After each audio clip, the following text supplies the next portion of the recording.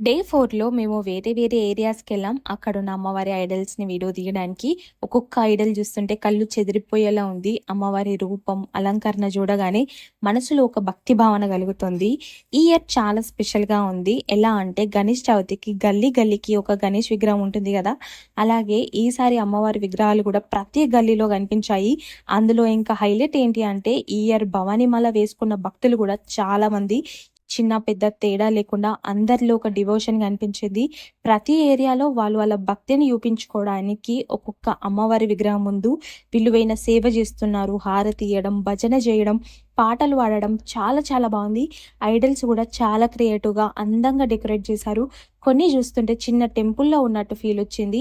ఈరోజు మొత్తం కెమెరాతో చూసిన ప్రతి ఫ్రేమ్‌లో భక్తి ఉంది, ఆనందం ఉంది. అమ్మవారి మహిమ ఏంటంటే ప్రతి మనిషిలో డివోషన్‌ని కలిగించడం. ఈ డే 4 అనుభవం మిమ్మల్ని కూడా ఇన్స్పైర్ చేస్తుందని నమ్ముతున్నాను. నెక్స్ట్ వీడియోలో ఇంకా హైలైట్ చూపిస్తా. అంతవరకు టాటా.